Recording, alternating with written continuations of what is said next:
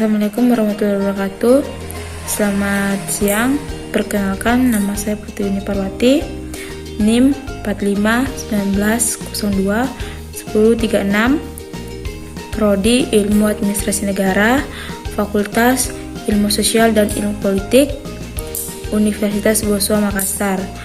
Pada kesempatan kali ini, saya akan melakukan presentasi untuk memenuhi tugas akhir mata kuliah kepemimpinan. Adapun pembahasan yang akan saya bawakan adalah tentang latar belakang sejarah lahirnya kepemimpinan dan pemimpin. Nah, adapun poin-poin pembahasannya, yang pertama yaitu ada latar belakang, yang kedua ada sejarah lahirnya pemimpin dan kepemimpinan, yang ketiga ada teori lahirnya pemimpin dan kepemimpinan, dan yang keempat ada faktor yang berpengaruh tentang lahirnya pemimpin. Nah, selanjutnya kita akan membahas poin pertama, yaitu latar belakang. Kepemimpinan atau leadership dapat dikatakan sebagai cara dari seorang pemimpin atau leader dalam mengarahkan, mendorong, dan mengatur seluruh unsur di dalam kelompok atau organisasinya untuk mencapai satu tujuan organisasi yang diinginkan. Sehingga dengan meningkatnya kinerja pegawai berarti tercapainya hasil kerja seorang atau pegawai dalam mewujudkan tujuan organisasi. Dalam hal ini, pengaruh seorang pemimpin sangat menentukan arah, tujuan dari organisasi. Karena untuk merealisasikan tujuan, organisasi perlu menerapkan peran dalam memimpin kerja yang konsisten terhadap situasi kerja yang dihadapi. Nah, pemimpin sendiri sudah ada sejak zaman nenek moyang kita. Kerjasama dan saling melindungi telah muncul bersama-sama dengan peradaban manusia. Kerjasama tersebut muncul pada tata kehidupan sosial masyarakat atau kelompok manusia dalam rangka untuk mempertahankan dan menghadapi perubahan zaman. Nah, dari kebutuhan bersama tersebut, terjadilah kerjasama antar manusia dan mulai ada unsur-unsur kepemimpinan. Orang yang ditunjuk sebagai pemimpin dari kelompok tersebut adalah orang-orang yang paling kuat dan pemberani, sehingga ada aturan yang disepakati secara bersama-sama. Misalnya, seorang pemimpin harus lahir dari keturunan bangsawan, sehat, kuat, pandai, dan memiliki pengaruh yang besar. Sehingga sampai sekarang seorang pemimpin harus memiliki syarat-syarat tersebut karena pemimpin sebagai ujung tombak kelompok. Sehingga dalam hal ini pemimpin harus mampu memandu, menuntun, membimbing, membangun motivasi kerja, menjalin komunikasi yang baik, melakukan pengawasan secara teratur, dan mengarahkan pada bawahannya kepada sasaran yang ingin dituju. Nah, selanjutnya kita akan ke poin kedua, yaitu sejarah lahirnya pemimpin dan kepemimpinan. Pemimpin dan kepemimpinan muncul bersama-sama dengan adanya peradaban manusia, yaitu sejak zaman nabi-nabi dan nenek moyang manusia yang berkumpul bersama-sama untuk mempertahankan eksistensi hidupnya dan alam sekitar. Sejak itulah terjadi kerjasama antara manusia dan adanya unsur kepemimpinan. Nah, mendasari pencarian ini adalah pengakuan awal pentingnya kepemimpinan dan asumsi bahwa kepemimpinan berakar pada karakteristik yang memiliki individu-individu tertentu. Ide ini bahwasanya kepemimpinan didasarkan pada atribut individu, dikenal sebagai teori sifat kepemimpinan. Nah, Galton pun menyimpulkan bahwa kepemimpinan itu diwariskan. Dengan kata lain, pemimpin dilahirkan, tidak dikembangkan. Kedua karya-karya terkenal memberikan dukungan awal yang besar untuk gagasan bahwa kepemimpinan berakar pada karakteristik pemimpin.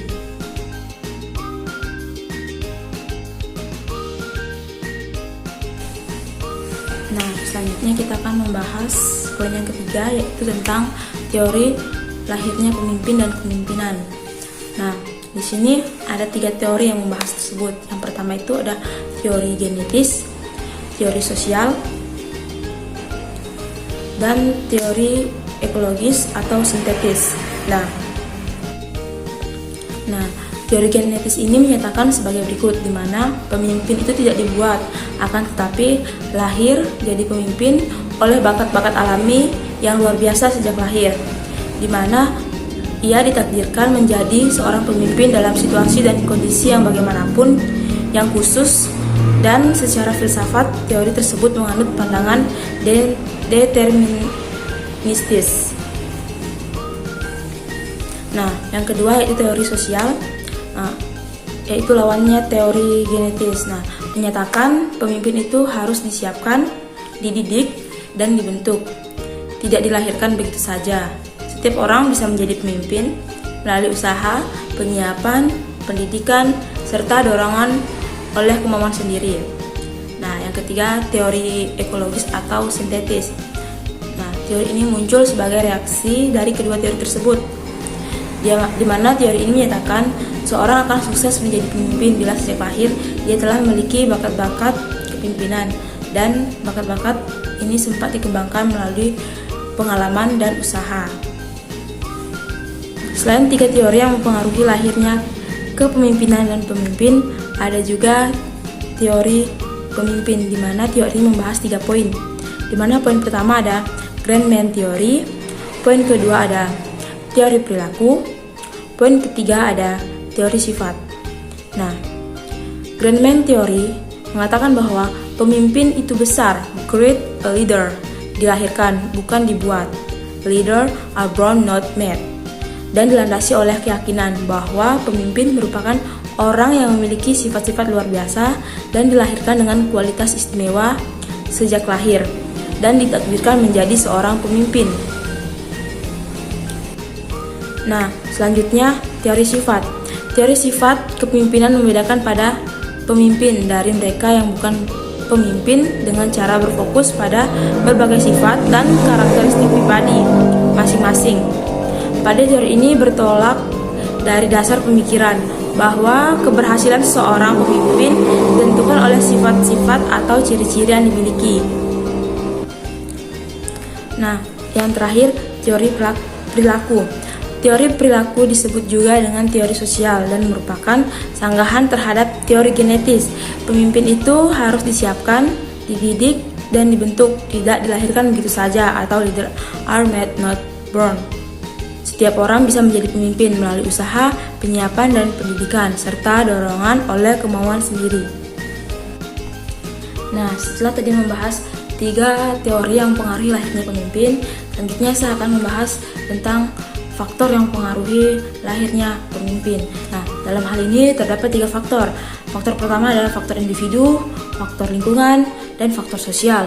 Faktor individu adalah faktor yang dipengaruhi oleh kepribadian, tingkah laku, karakteristik sifat, motivasi, tanggung jawab, dan berwawasan luas.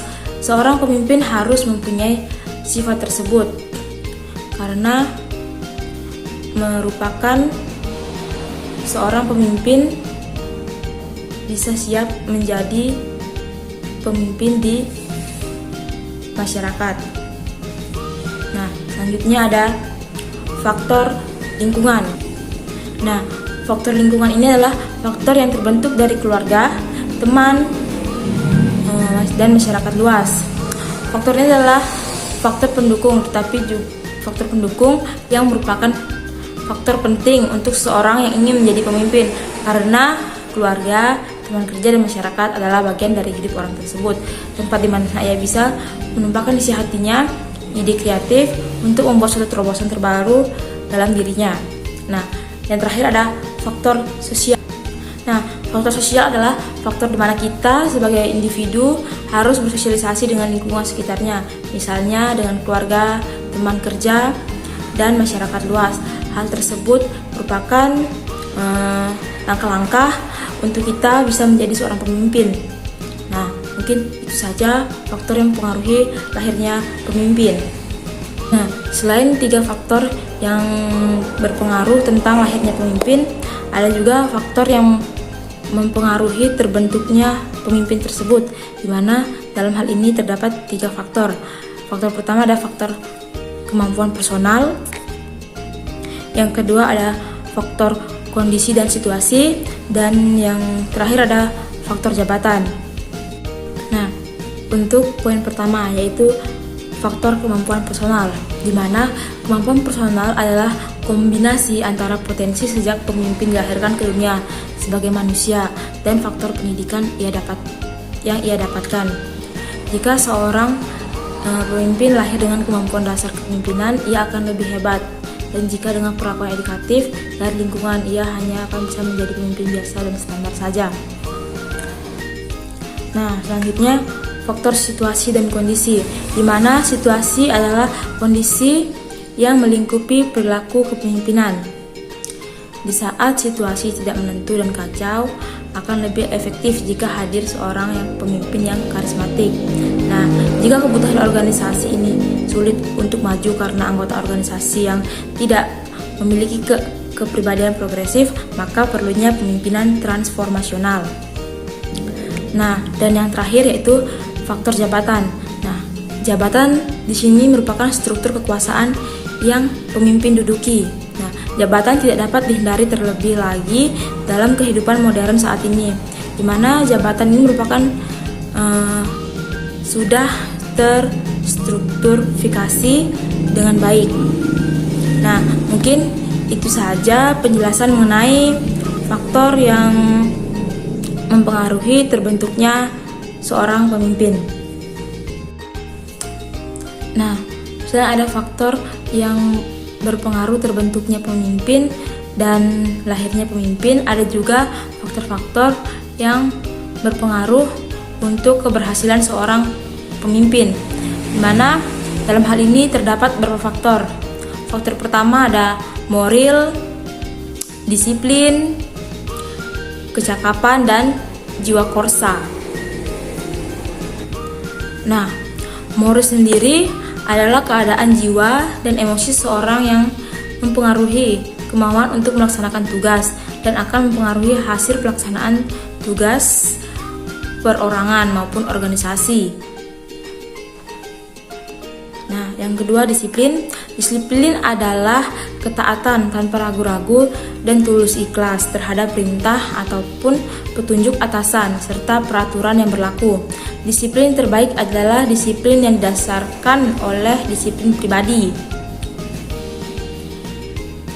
Nah, yang ketiga ada kecakapan. Kecakapan adalah kepandaian melaksanakan tugas dengan hasil yang baik dalam waktu yang singkat, dengan menggunakan tenaga dan sarana yang efisien, mungkin serta berlangsung dengan tertib. Dan yang terakhir ada jiwa korsa. Jiwa korsa di sini adalah loyalitas, kebanggaan, dan antusias yang tertanam pada anggota, termasuk pimpinannya terhadap organisasinya.